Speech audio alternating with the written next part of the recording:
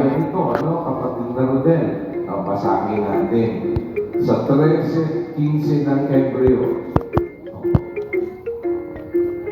Sa pamamagitan nga niya, ay maghandog tayong palagi ng hain ng pagpupuri sa Diyos. Sa makatwid baga ay ng bunga ng mga labi na nagpapahayag ng kanyang pangalan. Gusto mong masanay na pumuri sa Diyos, kapatid na Rodel, at huwag kang mapagod ng pagpuri sa Diyos, maghandog tayo palagi ng pagpupuri sa Diyos. At pagka palagi tayo naghahandog, hindi ka basta mapapagod, kapatid na Rodel. Bakit? Kasi palagi mong ginagawa. At dahil palagi kang naghahandog ng hangin ng pagpupuri sa Diyos, masasanay ka na ikaw ay pumupuri sa Diyos. Hindi mo basta kapapaguran yan, kapatid na Rodel. Eto pa isa. Balikan natin, binasa natin nakaraan. 4:2 ng Kolosas, kapatid na Rodel. Manatili kayong palagi sa pananalangin. Ano sabi, kapatid na Rodel? Manatili kayong palagi sa pananalangin. Hindi, mananatili ka palagi. Consistent ba o hindi? Consistent po. Bakit?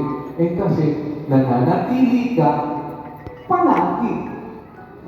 Ano gusto mong, dapat mong gawin para ka masanay? Manatili ka palagi.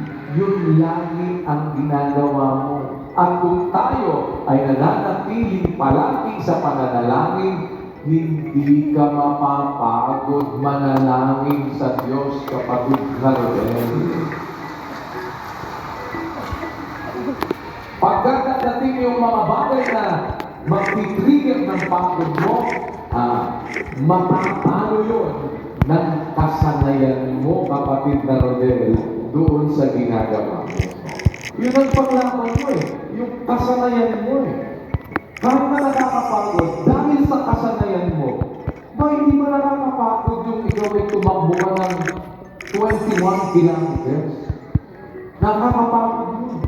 Pero dahil nasanay ka, una, ang kaya mo palang takbuhin, 2 kilometro.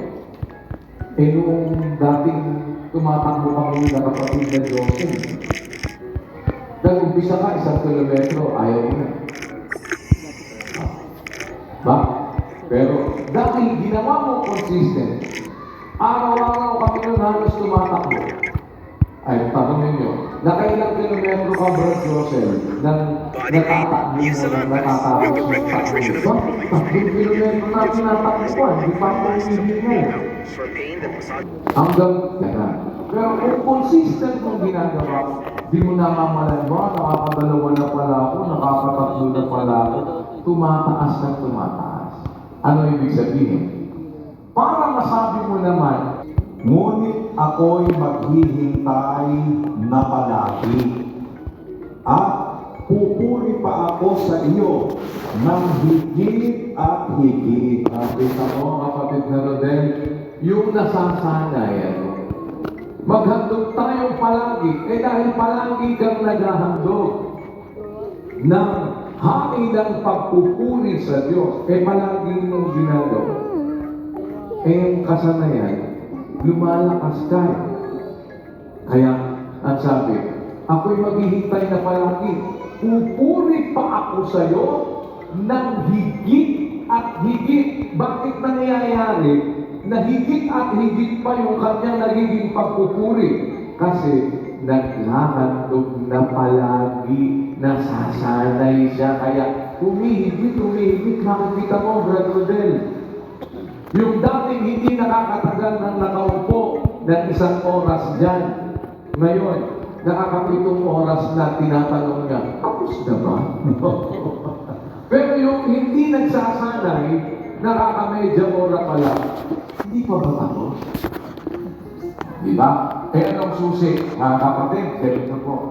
Magsanay lang po tayo. Magsama-sama tayo na na magsanay sa kabanalan, magsanay sa paggawa ng mabuti. At habang tayo nagpapatuloy ng ating pagsasanay, paano natin gagawin? Palagi, let us be consistent. Palagi tayong magsanay.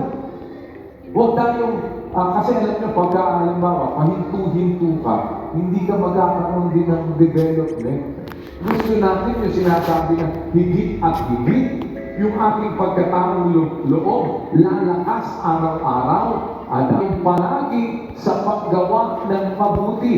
Sa pamamagitan nito, kapatid na Rodel, kung mayroong mga taong bihasa sa paggawa ng kasamaan, mayroong mga taong sanay sa paggawa ng masama, bihasa na gumawa ng masama, makakakita kayo ng mga taong bihasa sa paggawa ng mabuti. Sa pagsunod sa utos, bakit po nasanay? Nasasanay. Kaya, yan, sama-sama tayo mga kapatid, manatili tayo palagi sa pagsasanay sa kabanalan. Habang nagsasanay tayo, nananatili tayo palagi, doon sa tingin ni Pablo, maghandog tayo palagi ng hangin ng pagpupuri. Bakit? Kasi para magkaroon tayo ng kasanayan. Opo.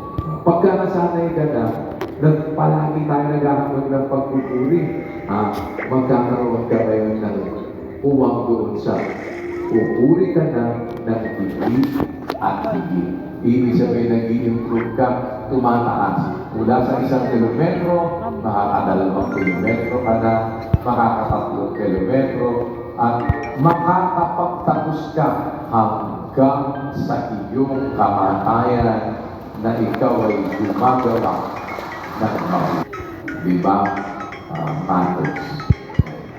Diyan, makikita mo naman kung paano yung kahalagahan nung sinasabi natin na maging consistent tayo. Para tayo makaroon.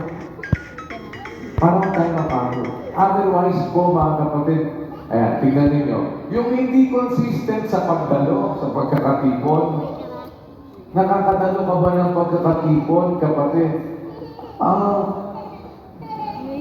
Minsan-minsan po. Diba? Eh di, ang mangyayari sa'yo, hindi consistent. Paminsan-minsan, ngayon ang nangyayari. Eh di, para po, hindi paminsan-minsan, dapat palagi. Kaya, yan ang ating gagawin na sama-sama.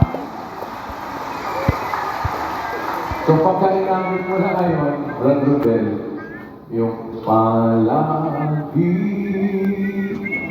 na iawitan, ang Diyos ay pasalamatan.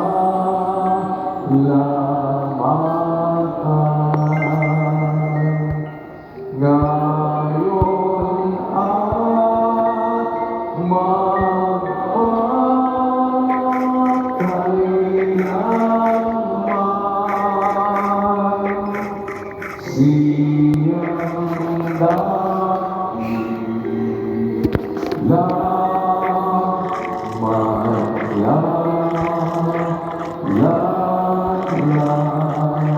Ano ay ang magiging extension niya, Brad Rodel?